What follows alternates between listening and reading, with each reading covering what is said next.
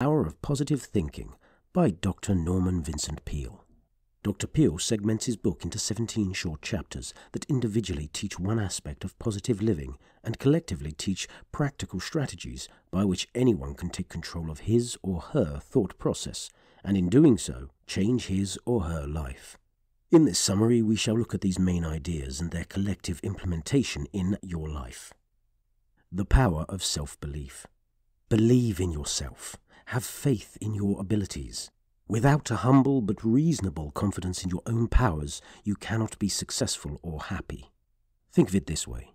Between a person who believes in his ability to achieve monetary success and one who feels undeserving of the same, who is likely to achieve monetary success?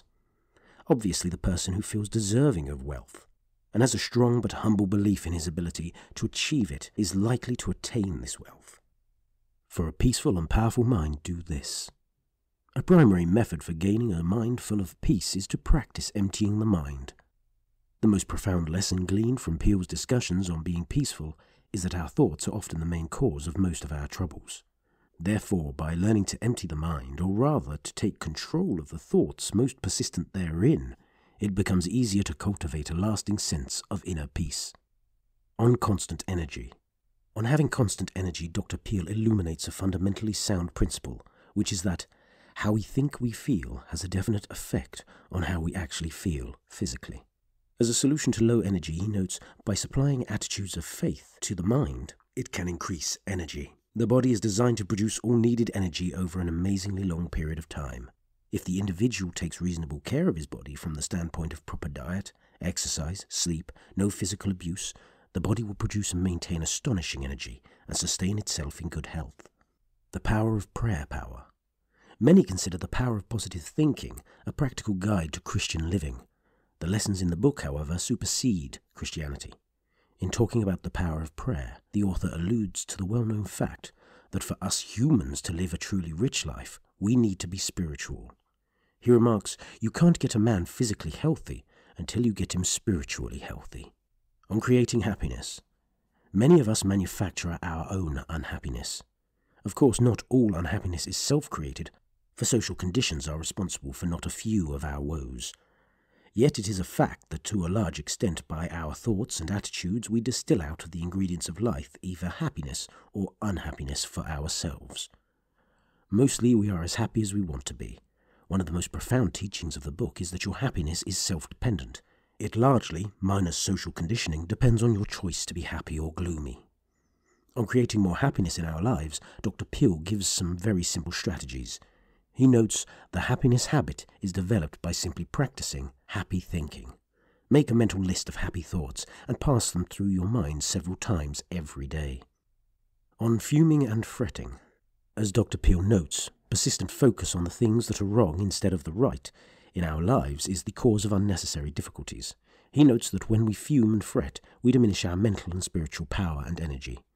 To stop our tendency to fume and fret, Dr. Peale notes that affirmations are an especially effective way to relax the muscles and body in general. He notes, you cannot carry on an argument in a whisper. Relax on a couch or bed. Think of each important muscle from head to feet, and say to each, the peace of God is touching you. Then practice feeling that peace throughout your entire body. In due course, your muscles and joints will take heed. Those who expect the best get it. Chapter 7, Expect the Best and Get It, is what positive thinking is about.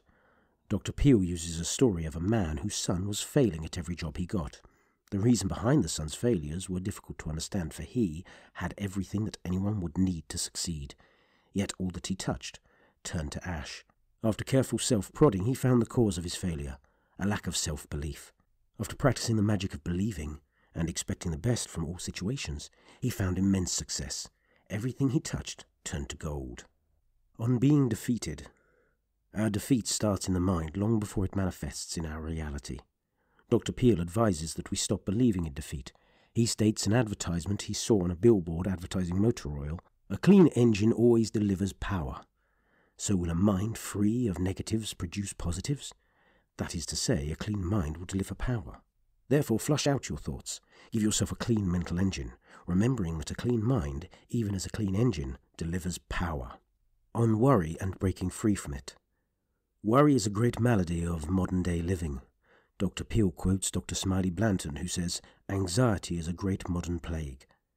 The sad reality is that Dr. Peel illustrates, worry need not consume you if you become aware of what it truly is, an unhealthy and destructive mental habit we acquired. The author notes that worry is a self-fulfilling prophecy, for if you fear something continuously, you tend to create conditions in your mind propitious to the development of that which you fear. On breaking free from fear and worry, the author suggests shift your mind from fear to faith, and you will stop creating the object of your fear and will instead actualize the object of your faith. True to this, if you take up the habit of running peaceful thoughts through your mind, you will develop the habit of positive thinking. And since worry, fear, and positivity are not good bedfellows, you will break free from worry and negative living. Conclusion. Expect the best, believe in it, and practice running positive thoughts about it through your mind, and without doubt, the best shall come to you.